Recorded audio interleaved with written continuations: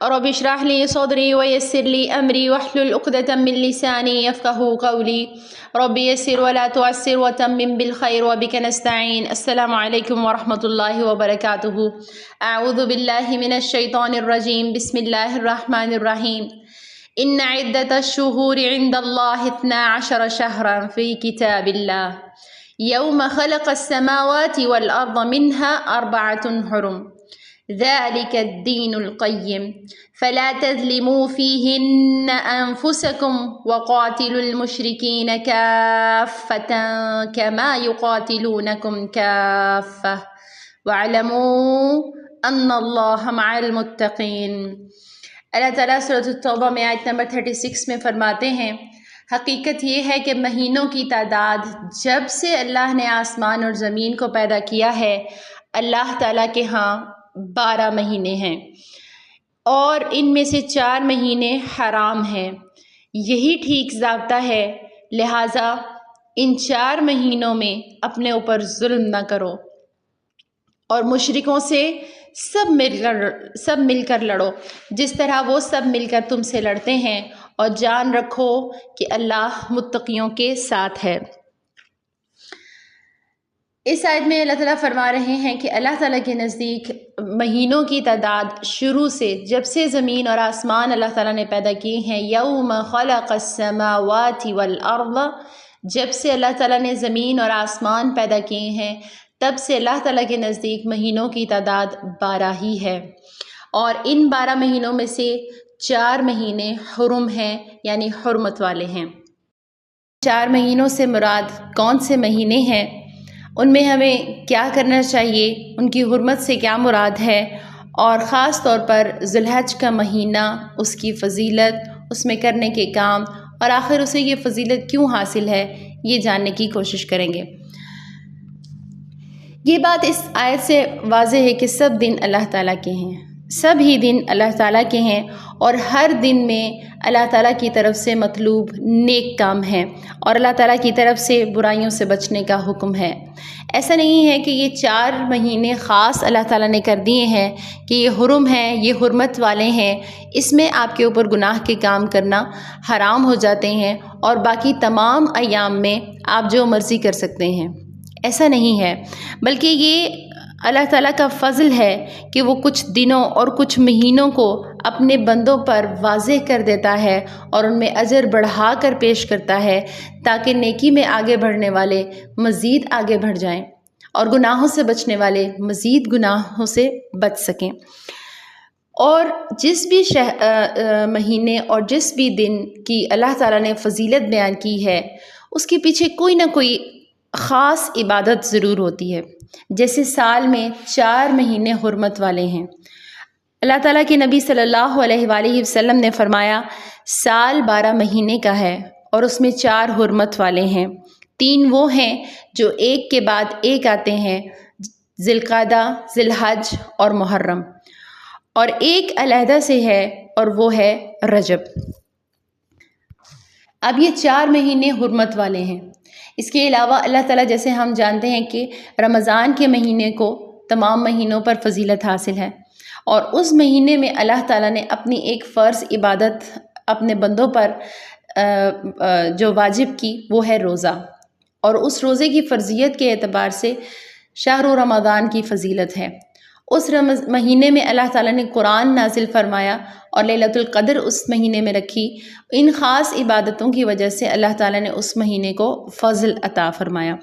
اسی طرح دنوں میں جمعے کے دن کو فضیلت حاصل ہے، اور گھڑیوں میں جیسے رات کے آخری پہر یا سحر کے وقت دعا کے اعتبار سے اس وقت دعا بہت زیادہ قبول ہوتی ہے، یا قبولیت کے چانسز بہت زیادہ بڑھ جاتے ہیں۔ اسی طرح جمعے کے دن عصر کے بعد کی، آپ صلی اللہ علیہ وآلہ وسلم نے فرمایا کہ قبولیت کی گھڑی بہت تھوڑی سی ہے، اسے تلاش کرو۔ اللہ تعالیٰ کی طرف سے یہ کچھ دن کی کچھ گھڑیاں اور کچھ ایام کی فضیلت اور کچھ مہینوں کی فضیلت، یہ سراسر اپنے بندے پر کرم ہے، تاکہ انسان اللہ تعالیٰ کی طرف مزید اس کے قرب میں ان مواقع سے فائدہ اٹھاتے ہوئے اور آگے بڑھتا چلا جائے۔ اب ہم دیکھتے ہیں کہ حرمت کیا ہوتی ہے، حرمت سے کیا مراد ہے۔ جیسے ہم دیکھتے ہیں کہ مکہ، ٹھیک ہے، اس کو کعبۃ اللہ کو مسجد الحرام کہا جاتا ہے، مسجد نبوی کو بھی مسجد الحرام کہا جاتا ہے۔ اسے حرام کیوں کہا جاتا ہے؟ ایک تو اس کا معنی یہ ہے کہ یہ محترم سے ہے، یہ چیزیں یا یہ مقامات اور یہ مہینے جنہیں حرام کہا گیا ہے، حرم، یہ محترم مہینے ہیں۔ پھر وہی بات ہے کہ یہ بات ذہن سے نکال دی جائے کہ باقی تمام مہینوں میں کو ایسا نہیں سمجھ لینا چاہیے کہ انسان بالکل آزاد ہے اور وہ کسی بھی شرعی پابندی کا مقید نہیں ہے، ایسا ہرگز نہیں ہے۔ ہاں، یہ ضرور ہے کہ اللہ تعالیٰ نے ان مہینوں کو اپنے فضل سے ایک خاصیت عطا کی ہے، تو محترم ہے، جس طرح مکہ اور مدینہ ہے وہ مسجد الحرام ہے، محترم ہے، جس طرح مکہ، اور اس سے مراد یہ ہے کہ اس میں کچھ چیزیں حرام ہیں اسپیشل، ٹھیک ہے، اور اس میں سب سے بڑی چیز یہ تھی کہ ان مہینوں میں قتال حرام تھا، جیسے کہ اس آیت میں بھی اللہ تعالیٰ فرما رہے ہیں کہ لا تظلموا انفسکم، اس سے مراد ہے کہ قتال مت کرنا، اور اگلے الفاظ سے پتہ چلتا ہے کہ ہاں، اگر دشمن تم پر قتال شروع کرے تو تم لازم برابر اس کا اسی طرح بدلہ دو جس طرح کہ وہ تم پر ظلم کر رہا ہے۔ اب ان 4 مہینوں میں سے ایک مہینہ ذی الحج کا مہینہ ہے۔ ہم آج دیکھیں گے کہ ذی الحج کے مہینے کو فضیلت کیوں حاصل ہے اور اس مہینے میں ہمارے کرنے کے لیے کیا کام ہے اور ہمیں اس مہینے میں کیا کرنا چاہیے۔ ذی الحج کا مہینہ آخری مہینہ ہے سال کا، لیکن یاد رکھیں کہ یہ سنت سے ثابت نہیں ہے کہ یہ آخری مہینہ ہے۔ حضرت عمر بن خطاب رضی اللہ تعالیٰ عنہ کے پاس ایک مسئلہ پیش آیا تھا، یعنی حضرت عمر رضی اللہ تعالیٰ عنہ کے دور میں یہ مسئلہ پیش آیا کہ آپ کے پاس ایک صحابی آئے اور انہوں نے آ کے کہا کہ امیر المومنین، ہم اکاؤنٹنٹ کا حساب کیسے کریں، یعنی ہمارے اکاؤنٹس ہیں تو ہم ان کا کیا حساب رکھیں، یعنی ٹائم پیریڈ کیسے ہم مینیج کریں۔ تو عمر رضی اللہ تعالیٰ عنہ نے کہا کہ ہاں، اس کا تو کوئی شروع کی تاریخ اور آخر کی تاریخ تو ہونی چاہیے، تو کوئی نہ کوئی نقطۂ آغاز تو رکھنا ہی ہوگا۔ تو اس پر آپ نے فرمایا کہ کیوں نہ ہم وہیں سے آغاز کریں جہاں سے آپ صلی اللہ علیہ وآلہ وسلم نے ہجرت کی تھی۔ تو جب آپ صلی اللہ علیہ وآلہ وسلم مدینہ ہجرت کر کے آ رہے تھے تو آپ نے اپنا سفر ذی الحج کے آخر میں شروع کیا تھا، اور جب آپ مدینہ پہنچے تب یکم محرم تھی۔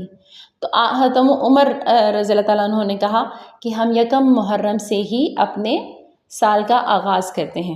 تو یاد رکھیں، یہ حضرت عمر رضی اللہ تعالیٰ عنہ کے دور میں سال کا پہلا مہینہ محرم مقرر کیا گیا، اس سے پہلے ایسا نہیں تھا۔ تو بہرحال اس اعتبار سے ذی الحج کا مہینہ آخری مہینہ بنتا ہے، ٹھیک ہے، یہ سال کا آخری مہینہ ہے، اور شرعی طور پر اسے کیوں فضیلت حاصل ہے، آخر اس میں ایسا کیا خاص ہے جس کی وجہ سے اس کو اللہ تعالیٰ کی طرف سے فضیلت حاصل ہے، اور ہمیں اس میں کیا ہی کام کرنے چاہیے۔ جیسے کہ میں نے کہا کہ سب دن اللہ تعالیٰ کی طرف سے ہیں، اور اللہ تعالیٰ اپنے فضل سے کسی دن کو کسی دوسرے دن پر اور کسی مہینے کو کسی دوسرے مہینے پر فوقیت دیتا ہے، جیسے عرفہ کا دن ہے، عاشوراء کا دن ہے، جمعے کا دن ہے۔ تو یہ تمام ایام کی جو فضیلت ہے یہ اللہ تعالیٰ کی طرف سے ہے۔ اسی طرح ذی الحج کی فضیلت بھی مکمل طور پر اللہ تعالیٰ کی طرف سے ہے۔ اب دیکھتے ہیں کہ ذی الحج کے مہینے کی پہلی فضیلت کیا ہے۔ اس کی سب سے پہلی فضیلت یہ ہے کہ اس میں اللہ تعالیٰ نے اپنی ایک خاص عبادت حج، جو کہ فرض ہے مسلمان پر حسب استطاعت مسلمان پر، وہ اللہ تعالیٰ نے اس مہینے میں رکھی۔ ہم رمضان کا مہینہ بھی دیکھتے ہیں، اس میں بھی اللہ تعالیٰ نے رمضان کو خاصیت دی، فضیلت دی، اور اس میں کیا رکھا، اس میں بھی اپنی ایک فرض عبادت روزہ رکھ دی۔ جمعہ ہے، جمعے کا خطبہ رکھ دیا، وہ بھی ایک حساب سے مردوں پر فرض ہے، واجب ہے۔ تو اللہ تعالیٰ جب کسی بھی دن یا کسی مہینے کو افضل کرتے ہیں یا فضیلت عطا کرتے ہیں تو اس کے پیچھے کسی نہ کسی خاص عبادت کی وجہ ہوتی ہے، وہ خاص عبادت وجہ بنتی ہے اس کی کسی نہ کسی فضیلت کی۔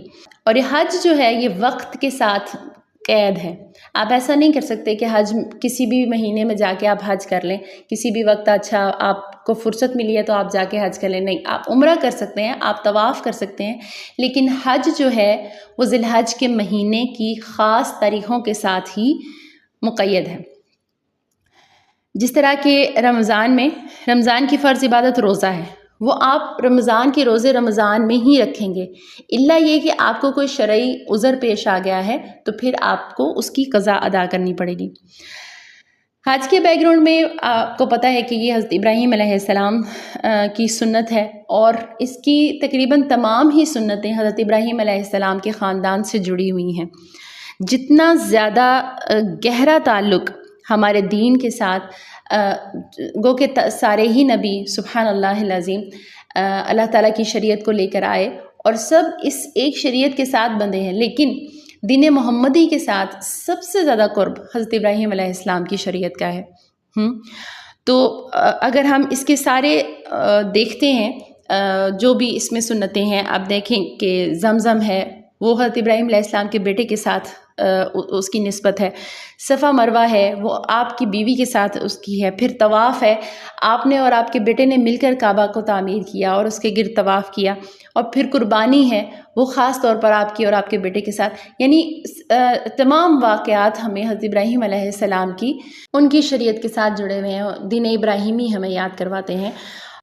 جب حضرت ابراہیم علیہ السلام نے یہ گھر تعمیر کیا اللہ تعالیٰ کے حکم سے حضرت اسماعیل کے ساتھ، تو اللہ تعالیٰ نے حضرت ابراہیم علیہ السلام کو حکم دیا وَأَذِّن فِي النَّاسِ بِالْحَجِّ، سورہ حج میں آیت نمبر 27 میں اللہ تعالیٰ فرماتے ہیں وَأَذِّن فِي النَّاسِ بِالْحَجِّ يَأْتُوكَ رِجَالًا وَعَلَى كُلِّ ضَامِرٍ يَأْتِينَ مِنْ كُلِّ فَجٍّ عَمِيقٍ، اور لوگوں کو حج کے لیے آواز دیجیے، اذن بلائیے، پکاریے کہ وہ تمہارے پاس ہر دور دراز مقام سے پیدل اور اونٹوں پر سوار آئیں گے۔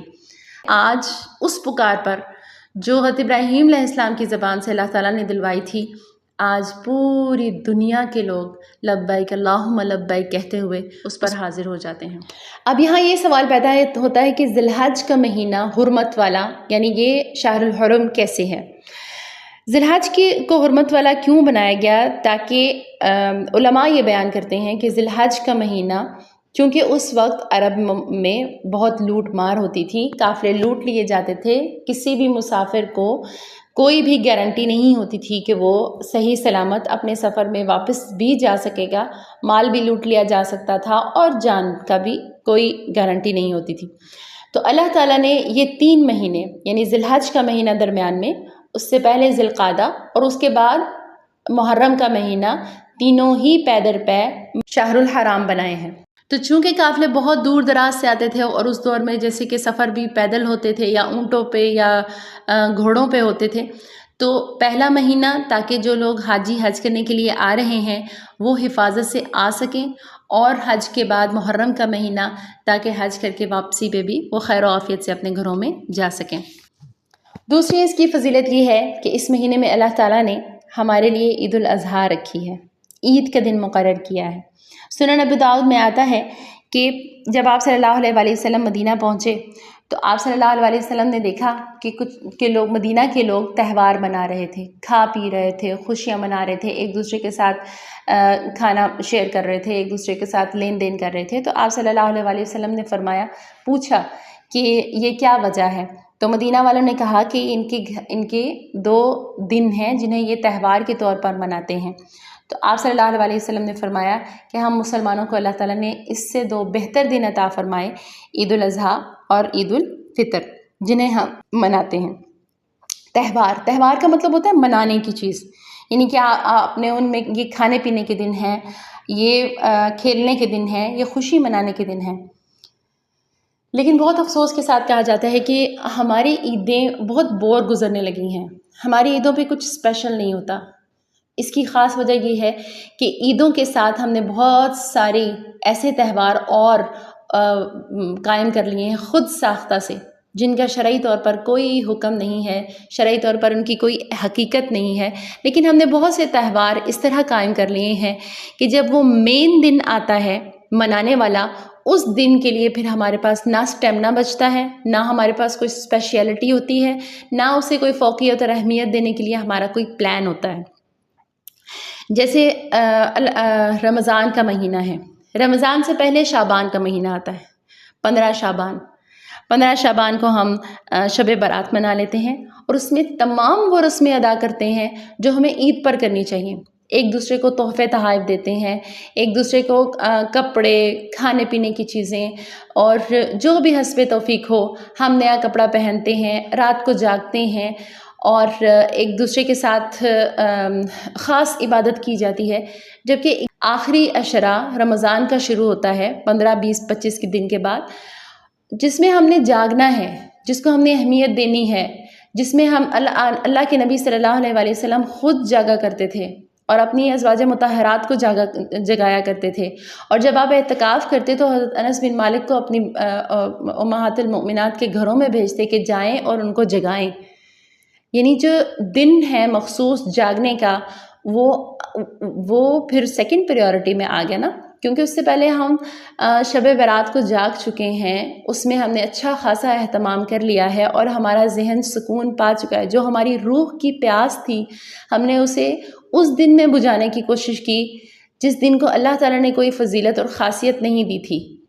اور جب وہ روح کی پیاس ہماری بجھ گئی یا بہت کم رہ گئی، تو پھر جب وہ خاص دن آیا تو ہمارے اندر وہ طلب اور وہ تڑپ تھی ہی نہیں، اور وہ بچتی بھی نہیں ہے. اور پھر ان خاص مہینوں میں، ان خاص راتوں میں شب قدر کی جہاں رات جاگنا تھا وہاں ہم سستی دکھاتے ہیں.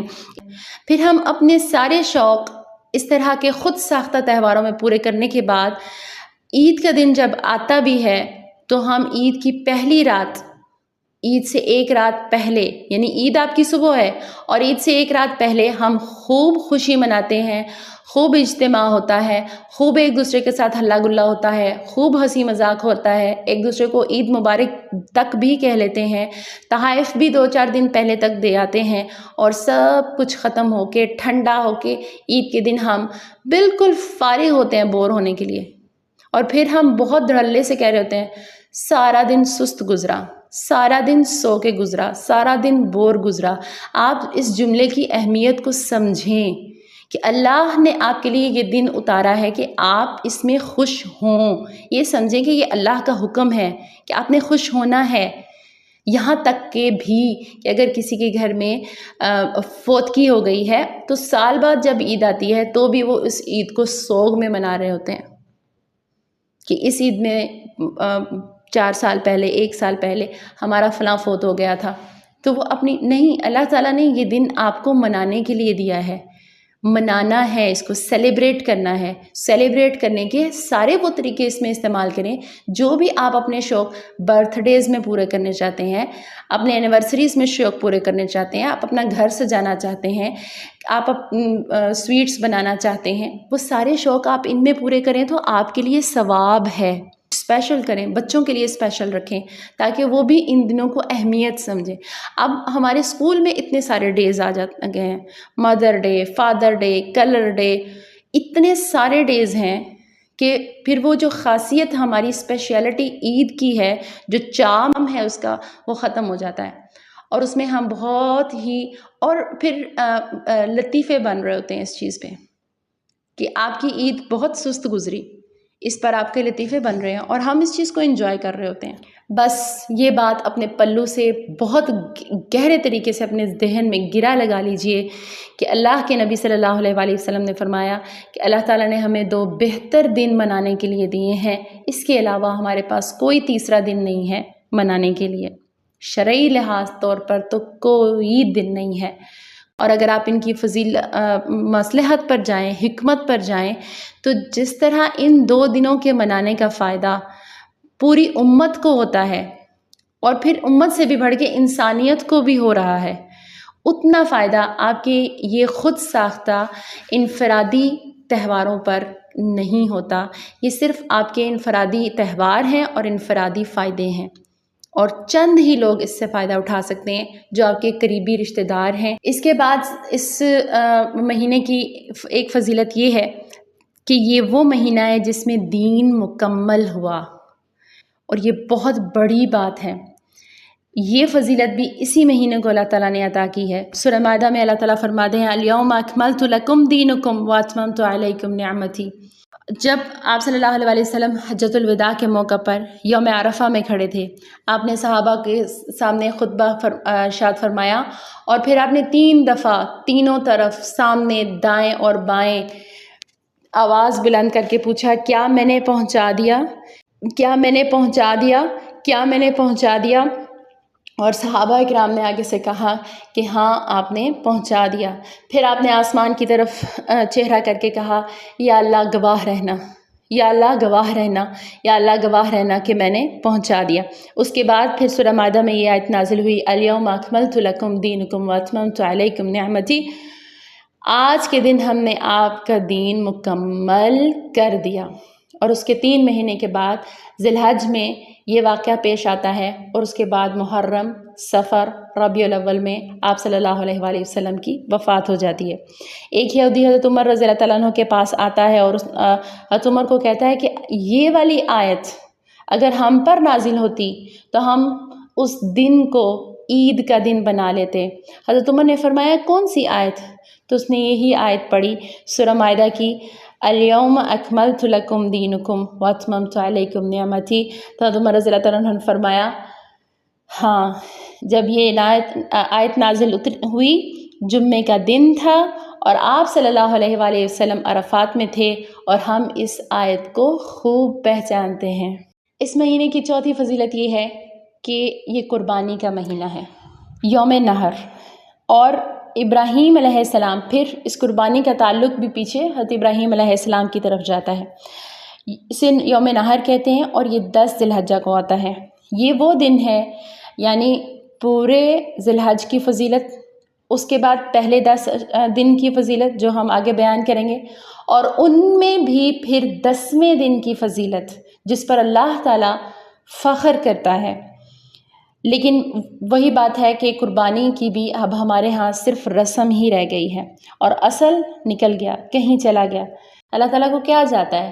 جو تمہاری پیچھے نیت ہے، جو حضرت ابراہیم علیہ السلام کی سنت کے پیچھے نیت تھی، جو جذبہ تھا۔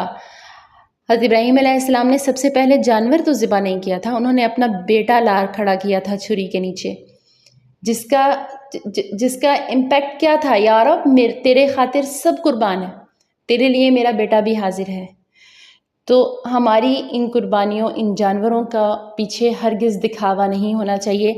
ذہن میں وسوسہ شیطان کی طرف سے آئے بھی تو اپنی نیتوں کی تجدید کیجیے، اور بار بار کیجیے، بار بار تجدید کیجیے، اپنے آپ کو بتائیے، اور سب سے زیادہ ضرورت اپنے آپ کو بتانے کی ہے کہ یا رب یہ صرف تیری خاطر ہے، میں یہ قربانی صرف تیری خاطر کر رہی ہوں، یا اللہ اس میں مجھے ریا سے پاک کر دینا۔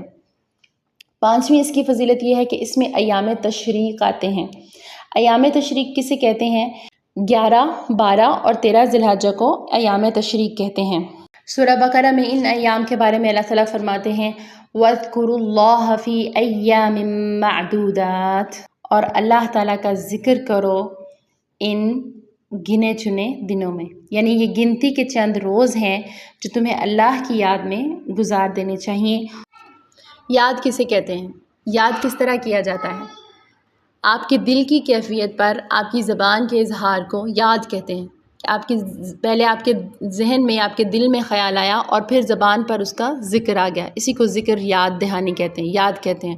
اور ذکر اللہ بھی یہی چیز ہے کہ آپ کے دل میں جب اللہ کی یاد رچی بسی ہے تو وہ آپ کی زبان پر ضرور آئے گی۔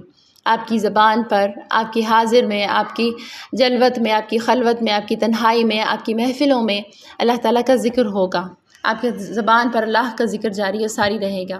رسول اللہ صلی اللہ علیہ وآلہ وسلم نے فرمایا احب الاعمال الی اللہ ان تموت ولسانک رطب من ذکر اللہ، اللہ تعالیٰ کو یہ عمل بہت پیارا لگتا ہے کہ تیری موت اس حال میں ہو کہ تیری زبان اللہ کے ذکر سے تر ہو۔ اور ذکر اللہ کا مطلب بھی یہی ہے کہ زبان پر اللہ کا ذکر ہو اور دل اس پر بیدار ہو۔ امام طیبی رحمہ اللہ فرماتے ہیں کہ رطوبت لسان کا معنی زبان پر ذکر کا آسان ہونا ہے، اور اس کا تضاد یعنی اس کی ضد، اس کا متضاد یہ ہے کہ زبان آپ کی خشک ہو جائے۔ اور زبان پر جاری ہونے کا مفہوم یہ ہے کہ اللہ کے ذکر پر ہمیشگی کرنا۔ کچھ اذکار ایسے بھی ہیں کہ آپ کا دل اس پر حاضر نہیں ہوتا، آپ کو ان کے معنی معلوم نہیں ہوتے، لیکن پھر بھی ان کا اجر ہے۔ اور دوسری بات یہ ہے کہ اگر آپ کا دل اس پر حاضر ہو اور آپ پورے غور و فکر کے ساتھ وہ ذکر کر رہے ہیں تو پھر تو وہ درجہ کمال کو پہنچ جاتے ہیں۔ اذکار میں، زبان کے اذکار میں تسبیح ہے، تحمید ہے، تمجید ہے، تحلیل ہے۔ تسبیح کہتے ہیں سبحان اللہ کہنے کو، تحمید کہتے ہیں الحمدللہ کہنے کو، تحلیل کہتے ہیں لا الہ الا اللہ کہنے کو، اور تکبیر کہتے ہیں اللہ اکبر کہنے کو۔ پھر اس کے بعد جسے باقیات الصالحات کہا گیا ہے، سبحان اللہ و بحمدہ، سبحان اللہ العظیم، اور اس میں جن الفاظ کے ساتھ بھی آپ اللہ تعالیٰ کی تحمید بیان کریں، لا الہ الا اللہ وحدہ لا شریک لہ، لہ الملک ولہ الحمد وہو علی کل شیء قدیر، یہ اللہ کی تحمید ہو رہی ہے، اللہ کی حمد بیان ہو رہی ہے۔ سبحان اللہ والحمد للہ ولا الہ الا اللہ واللہ اکبر، اس میں ساری چیزیں آ گئیں۔ سبحان اللہ والحمد للہ ولا الہ الا اللہ واللہ اکبر ولا حول ولا قوۃ الا باللہ، اور ولا حول ولا قوۃ الا باللہ کو جنت کا خزانہ میں سے ایک خزانہ کہا گیا ہے۔ ایسا ذکر ہے یہ ذکر پہ تو، اور ذکر کی فضیلت پہ آپ بولنے لگیں، فضیلت ختم نہ ہو اور پورا دن ختم ہو جائے۔ اور اس کے علاوہ اللہ تعالیٰ نے نماز کو بھی ذکر کہا ہے۔ اللہ تعالیٰ سورۃ الجمعہ میں فرماتے ہیں فَاسْعَوْا إِلَىٰ ذِكْرِ اللّہ، اللہ کے ذکر کی طرف جلدی آ جایا کرو، اور یہاں ذکر سے مراد نماز ہے۔ اس کے بعد اذکار جو ہیں وہ کچھ عبادات کے ساتھ بھی منسلک ہیں، جیسے نماز میں آپ اذکار کرتے ہیں، آپ کے سونے جاگنے کے اذکار ہیں، آپ قرآن پڑھتے ہیں، قرآن کو اللہ تعالیٰ نے ذکر کہا ہے۔ تو اللہ تعالیٰ نے انسان پر مختلف طرح کی نعمتیں اور مختلف طرح کے احسانات کیے ہیں ان اذکار کی شکل میں بھی۔ دیکھیں اذکار میں بھی اتنی ورائٹی ہے اور ایسے خوبصورت ہیں کہ ہر ذکر میں آپ کو جیسے زبان کی لذت محسوس ہوگی، جس طرح آپ کھانوں کی لذت محسوس کرتے ہیں، اس طرح جس کو اللہ کے ذکر کی عادت ہو جائے اس کے لیے ان میں لذتیں ہیں۔ اور اللہ تعالیٰ کا یہ بہت بڑا احسان ہے کہ یہ چند الفاظ پر مشتمل، جیسے سبحان اللہ کہہ دینا جنت میں ایک درخت لگا دیتا ہے، سبحان اللہ والحمدللہ کہنا زمین اور آسمان کے درمیان جتنا فاصلہ ہے اس کو بھر دیتا ہے۔ تو اللہ تعالیٰ نے یہ آسان ذکر اپنے بندوں پر نازل فرما کر، ان کو یہ بتا کر، ان کا اجر اتنا عظیم رکھ کے اللہ تعالیٰ اپنے بندے پر احسان کرتے ہیں۔ اللہ تعالیٰ اپنے بندوں کو یہ نعمتیں عطا کرتے ہیں کہ انسان درجات میں بلند ہو جائے آسان ترین راستے کی سے۔ اور پھر ایک اور سہولت اس میں اللہ کے ذکر میں کیا ہے کہ اللہ تعالیٰ نے ذکر میں کوئی حد بندی نہیں کی۔ مجاہد رحمہ اللہ فرماتے ہیں کہ ان کلمات کا ذکر انسان بغیر وضو کے یا وضو کے ساتھ، اور جنبی آدمی بھی کر سکتا ہے۔ جنبی کو صرف قرآن پاک پڑھنا منع ہے نا، لیکن ذکر وہ کر سکتا ہے، کیونکہ اللہ تعالیٰ کا بکثرت ذکر اس طرح ممکن ہے کہ انسان بیٹھا ہوا، لیٹا ہوا، کھڑا بھی اللہ کا ذکر کرتا رہے۔ حضرت عبداللہ بن عباس رضی اللہ تعالیٰ عنہما فرماتے ہیں کہ اللہ تعالیٰ نے بندوں پر جو بھی فرض لاگو کیا ہے اس کی حد بندی بھی کی ہے۔ نماز کی مثال لے لیں، 5 نمازیں ہیں نا، حد بندی کر دی۔ روزہ ہے، 30 دن کے روزے ہیں، حد بندی کر دی۔ حج ہے، پوری زندگی میں ایک دفعہ حج ہے۔ زکوٰۃ ہے، سال میں ایک دفعہ ہے۔ ساتھ عذر کی حالت میں سہولت بھی دی ہے سوائے ذکر کے۔ اللہ تعالیٰ نے نہ تو اس کی حد بندی کی ہے اور نہ ہی اس کے چھوڑنے میں کسی قسم کا عذر قبول کیا ہے، مگر صرف ان لوگوں کو معذور قرار دیا گیا ہے جو اس کو چھوڑنے پر بہت ہی زیادہ مجبور ہو جائیں۔ اور اللہ تعالیٰ فرماتے ہیں فَاذْكُرُوا اللَّهَ قِيَامًا وَقُعُودًا وَعَلَىٰ جُنُوبِكُمْ، اٹھتے بیٹھتے لیٹتے اللہ تعالیٰ کا ذکر کرتے رہو، یعنی دن ہو یا رات، خشکی ہو یا تری، گرمی ہے یا سردی، سفر میں ہو یا حضر میں ہو۔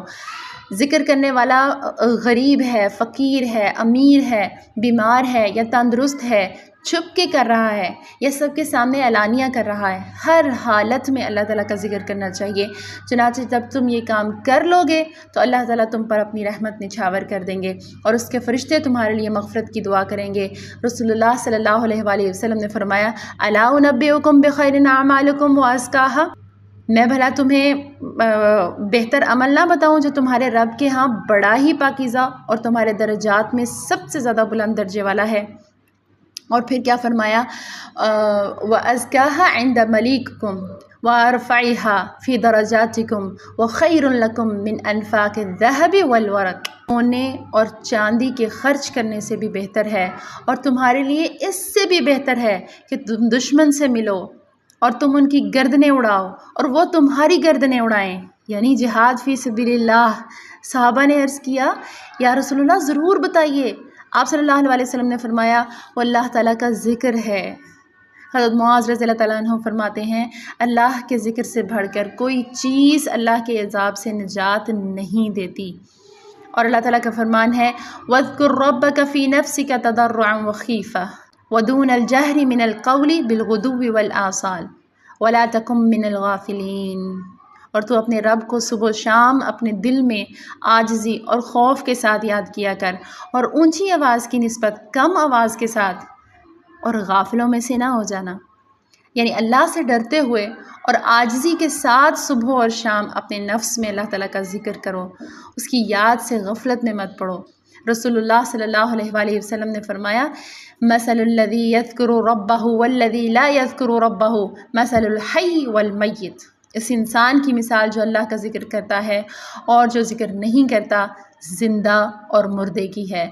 اگر یہ ایک حدیث ہی صرف ہوتی تو یہی ذکر کی اہمیت کو بیان کر دیتی ہے کہ جو ذکر کر رہا ہے دراصل وہی زندہ ہے، اور جو ذکر سے محروم ہے وہ تو ایسے ہی ہے جیسے کہ انسان مر گیا، اعمال کا کھاتا ختم ہو گیا۔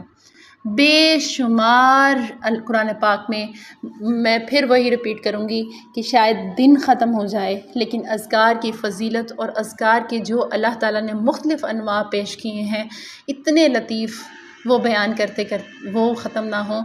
اور پھر آپ صلی اللہ علیہ وآلہ وسلم نے فرمایا ایام تشریق کھانے پینے کے دن ہیں۔ یعنی ایک اور حدیث میں آپ صلی اللہ علیہ وسلم نے فرمایا کہ یوم عرفہ 9 ذی الحجہ، یوم النحر یعنی 10 ذی الحجہ، ایام تشریق 11، 12 اور 13 ذی الحجہ سب عید کے دن ہیں۔ ان میں روزہ نہیں رکھنا چاہیے، الا یہ کہ جو حاجی نہیں ہے وہ تو یوم عرفہ کا روزہ رکھے گا، آگے اس کی فضیلت آ رہی ہے۔ اور ایک اور حدیث میں آپ صلی اللہ علیہ وآلہ وسلم نے فرمایا جنت صرف مومن کے لیے ہے اور بس مومن ہی اس میں جائے گا۔ اور آگے کیا فرمایا اور ایام تشریق کھانے کے دن ہیں۔ اس کی آپس میں کیا نسبت ہے؟ یعنی کہ اللہ تعالیٰ کے نبی صلی اللہ علیہ وآلہ وسلم کتنے خوبصورت طریقے سے رغبت دلا رہے ہیں کہ اللہ تعالیٰ نے یہ دن تمہیں منانے کے لیے دیے ہیں، ان میں مناؤ، تو بھی تم ایسا ہی عمل کر رہے ہو جیسے کہ تم جنت میں جانے کے لیے کوئی عمل کرو جسے تم نیکی سمجھو۔ یعنی ان 2 دنوں کو منانا بھی نیکی سمجھ کر مناؤ۔ اس کے علاوہ ذی الحج کا ایک اور فضیلت ہے کہ اس میں یوم عرفہ آتا ہے، 9 ذی الحج کو یوم عرفہ آتا ہے۔ پیارے نبی صلی اللہ علیہ وآلہ وسلم نے فرمایا کوئی دن ایسا نہیں ہے جس میں اللہ تعالیٰ اتنے بندوں کی مغفرت کرتا ہے جتنی کہ اللہ تعالیٰ یوم عرفہ میں کرتا ہے۔ یعنی اللہ تعالیٰ یوم عرفہ 9 ذی الحج کو سب سے زیادہ انسانوں کی مغفرت کرتا ہے۔ اور شرح سنہ میں آتا ہے کہ آپ صلی اللہ علیہ وآلہ وسلم نے فرمایا، حدیث کا مفہوم ہے اس دن اللہ آسمان دنیا پر نزول فرماتا ہے۔ کبھی آپ نے پہلے سنا ہے کہ اللہ تعالیٰ آسمان دنیا پر نزول فرماتا ہے؟ کب فرماتے ہیں؟ اللہ تعالیٰ ہر رات آسمان دنیا پر نزول فرماتے ہیں، لیکن یوم عرفہ کا دن ایسا ہے جس میں اللہ تعالیٰ دن میں آسمان دنیا پر نزول فرماتے ہیں۔ اور پھر فرشتوں پر اہل عرفات کی نسبت اللہ تعالیٰ فخر کرتا ہے اور فرشتوں کو گواہ بناتا ہے اور فرماتا ہے کہ میں نے ان سب کو بخش دیا۔ یعنی عرفات میں جو لوگ حاضر ہیں اللہ تعالیٰ فرشتوں کو گواہ بنا کر کہتا ہے کہ میں نے ان سب کو بخش دیا، دیکھو یہ میرے بندے جمع ہو گئے ہیں۔ اور فرشتوں سے اللہ تعالیٰ فرماتا ہے کہ دیکھو یہ وہی ہے نا جن پر تم نے کہا تھا کہ ہم کافی ہیں تسبیح کرنے کے لیے، یہ سب کے سب جمع ہو گئے اور یہ سب کے سب آ گئے اور یہ سب کے سب مجھ سے کیا چاہتے ہیں؟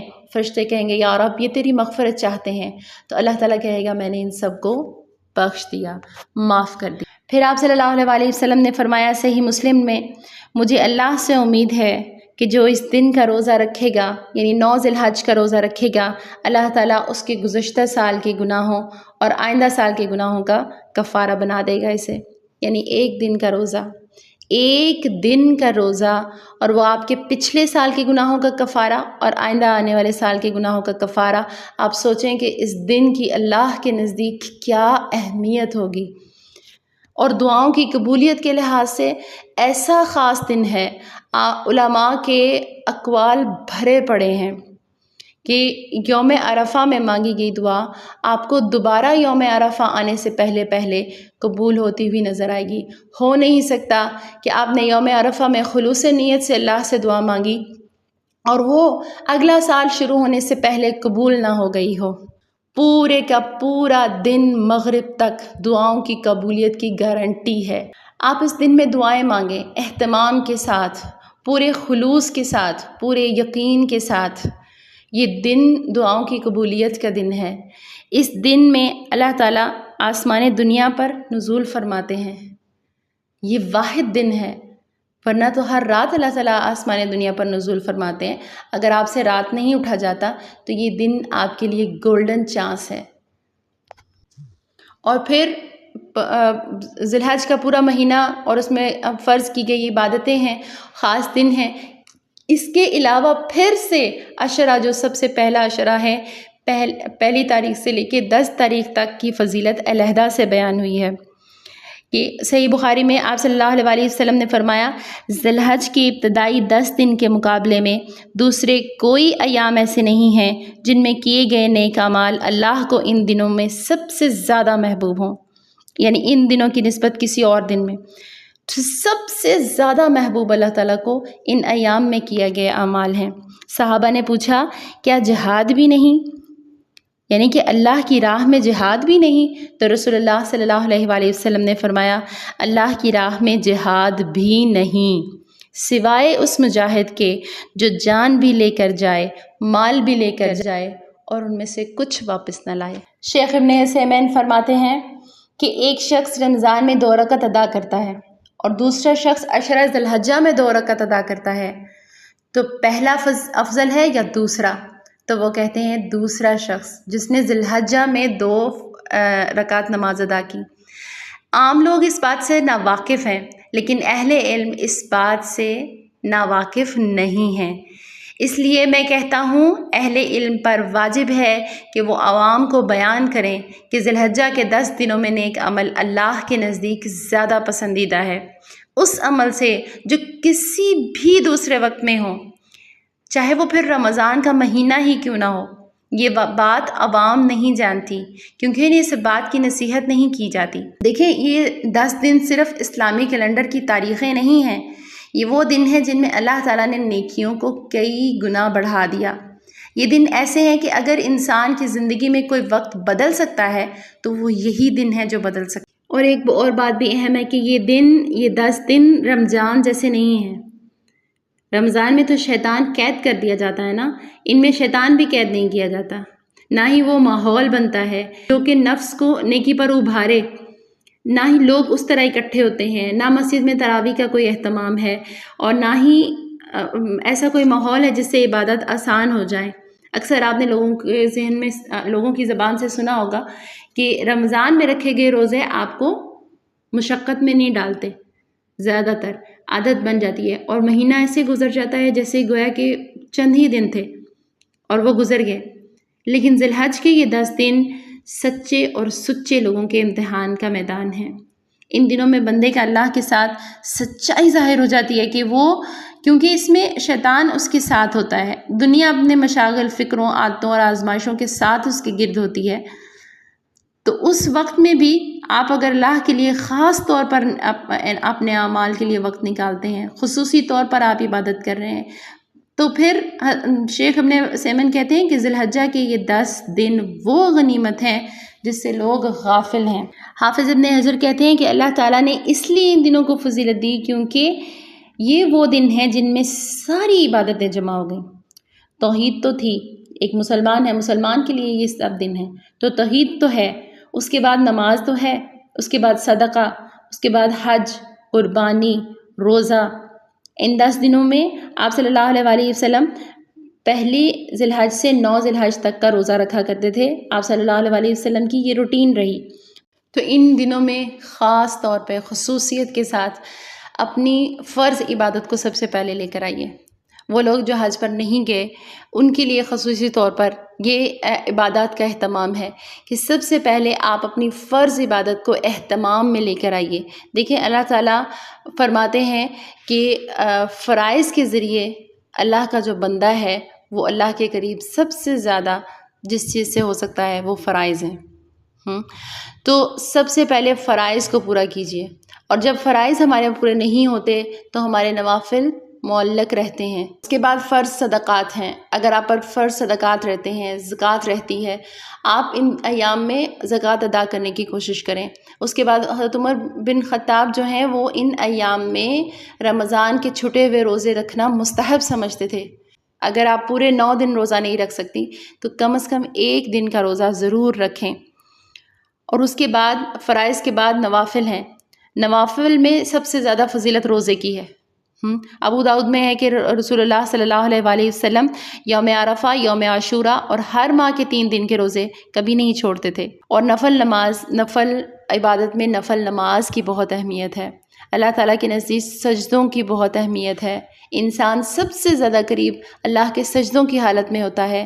ایک شخص رسول اللہ صلی اللہ علیہ وسلم نے ان سے پوچھا کہ آپ کیا چاہتے ہو، مانگو کیا چاہتے ہو؟ تو اس نے کہا یا رسول اللہ میں جنت میں آپ کا ساتھ چاہتا ہوں۔ تو آپ صلی اللہ علیہ وسلم نے فرمایا سجدوں سے میری مدد کرو۔ اس کے بعد تلاوت قرآن ہے جو ایک افضل ذکر ہے۔ اس کے بعد صدقات ہیں اور تکبیرات ہیں۔ وَاذْكُرُوا اللَّهَ فِي أَيَّامٍ مَّعْدُودَاتٍ میں ایام معدودات ایام تشریق کے دن ہیں، جہاں اس کو تکبیر مطلق کہا جاتا ہے۔ ان 11، 12 اور 13 کو تو آپ نے تکبیرات پڑھنی ہی پڑھنی ہیں۔ سورۃ الحج میں آیت نمبر 28 میں اللہ تعالیٰ فرماتے ہیں لِيَشْهَدُوا مَنَافِعَ لَهُمْ وَيَذْكُرُوا اسْمَ اللَّهِ فِي أَيَّامٍ مَّعْدُودَاتٍ۔ عبداللہ بن عباس فرماتے ہیں یہاں ایام معدودات سے مراد ذی الحج کے پہلی تاریخ سے لے کر 10 ذی الحج تک کے دن ہیں، ٹھیک ہے؟ تو اس میں کثرت سے تکبیرات کریں۔ لِيَذْكُرُوا اسْمَ اللَّهِ فِي أَيَّامٍ معلومات، تو اس میں اللہ تعالیٰ کی تسبیح بیان کریں، تحلیل بیان کریں۔ صحابہ کرام کا کیا طرز عمل ہوتا تھا؟ عبداللہ بن عمر اور ابو ہریرہ رضی اللہ تعالیٰ عنہ بازار میں سے گزرتے ہوئے زور سے تکبیرات کہتے تھے، زور سے تکبیرات کہتے تھے تاکہ جسے یاد نہیں ہے وہ بھی یاد کر لے، وہ بھی کہنا تکبیرات پڑھنا شروع کر دے، اسے بھی یاد آ جائے اور وہ ان کو دیکھ کر وہ بھی تکبیرات کہنے لگے۔ اور یہ مردوں کے لیے خاص ہے کہ وہ اونچی آواز میں تکبیرات کہیں تاکہ ان کے ارد گرد جو لوگ ہیں وہ بھی دیکھ کر وہ تکبیرات پڑھیں۔ جب وہ بازاروں میں تکبیرات کہتے تو مسجدوں تک آواز جاتی، پھر مسجدوں میں تکبیریں بلند ہوتی اور اس طرح پورا مینا تکبیرات سے گونج اٹھتا۔ کہتے ہیں کہ صحابہ کرام اتنی کثرت سے اور اتنی بلند آواز سے تکبیرات کہتے تھے، یوں لگتا تھا کہ جیسے کوئی ویوز گونج رہی ہیں۔ تو مردوں سعودیہ میں نے دیکھا کہ مارکیٹس میں اکثر اسپیکرز میں تکبیرات لگا دی جاتی ہیں اور اس سے بھی یاد دہانی ہوتی ہے۔ لوگ جو شاپنگ میں مشغول ہوتے ہیں وہ بھی وقتاً فوقتاً تکبیرات پڑھتے رہتے ہیں، اور عورتوں کے لیے یہ ہے کہ وہ گھروں میں تکبیرات کہیں تاکہ ان کی طرف دیکھ کے ان کے بچے بھی تکبیرات کہیں، جیسے کہ اللہ اکبر اللہ اکبر اللہ اکبر، لا الہ الا اللہ اللہ اکبر وللہ الحمد۔ یہ بہت معروف تکبیر ہے۔ تکبیر کا مطلب ہے کہ اللہ اکبر کہنا، تحمید کا مطلب ہے الحمدللہ کہنا، تسبیح کا مطلب ہے سبحان اللہ کہنا، اور تحلیل کا مطلب ہے لا الہ الا اللہ کہنا۔ تو کثرت سے ان الفاظ کے بارے میں آپ صلی اللہ علیہ وسلم نے فرمایا کہ جدھر سے بھی آئیں ادھر سے ہی خیر ہے۔ یعنی اگر آپ لا الہ الا اللہ وحدہ لا شریک لہ لہ الملک ولہ الحمد یحیی ویمیت وہو علی کل شیء قدیر پڑھتے ہیں، اور جو بھی ان تحلیل، تکبیر، تحمید اور تسمیح کو الفاظ کور کر رہے ہیں وہ جس طرح بھی آپ پڑھیں ان میں خیر ہے۔ سبحان اللہ و بحمدہ سبحان اللہ العظیم کہیں تو اس میں بھی تسبیح ہے۔ کثرت سے تکبیرات کہیں، اور کیونکہ ہمارے ہاں اب اس کا ماحول نہیں رہا تو لوگ شرماتے ہیں، تو ماحول پیدا کرنے سے ماحول پیدا ہوتا ہے۔ تو ان ایام میں تکبیریں بلند کرو یہاں تک کہ تمہاری آوازیں آسمان تک پہنچ جائیں۔ تکبیریں پڑھو کیونکہ اللہ بہت عظمت والا ہے اور ہر تعریف کا مستحق ہے۔ زیادہ سے زیادہ نیک اعمال کرو اور ان بابرکت دنوں اور راتوں سے خوب فائدہ اٹھاؤ، کیونکہ یہی حقیقی نفع والی تجارت ہے۔ اور جان لو کہ اللہ تعالیٰ کی خاص رحمتیں اور خاص انعامات نازل ہوتے ہیں ان دنوں میں، اس لیے نیکیوں میں بڑھ چڑھ کر حصہ لو۔ اپنے آپ کو گناہوں اور برائیوں کی میل کچیل سے پاک کرو، بے شک زندگی دوبارہ واپس نہیں آئے گی، اور یہ مبارک موسم ہمیشہ باقی نہیں رہے گا۔ اپنے گھروں کو تکبیرات سے آباد کریں، اپنی زبانوں کو ذکر الہی سے تر رکھیں، اپنے دلوں کو اللہ کی محبت سے بھر دیں۔ کیا معلوم اگلے سال ہمیں یہ مبارک دن دوبارہ نصیب ہوں یا نہ ہوں؟ اس لیے ان قیمتی ساعتوں کی قدر کریں اور خوب نیکیاں سمیٹیں۔ یہ وہ بابرکت ایام ہیں جنہیں اللہ رب العزت نے خاص فضیلت عطا فرمائی ہے، تو اب آپ ان ایام کو عام دنوں کی طرح نہ گزاریں۔ یاد رکھیں یہ عام دن نہیں ہے، بلکہ رحمت، مغفرت اور نیکیوں میں بڑھ چڑھ کر آگے جانے کے دن ہیں۔ ان لمحوں کو غفلت میں ضائع نہ کریں، بلکہ جو بھی فرض عبادت آپ پہلے سے کرتے تھے اس میں مزید اہتمام کریں اور کثرت سے نفل عبادتیں کریں۔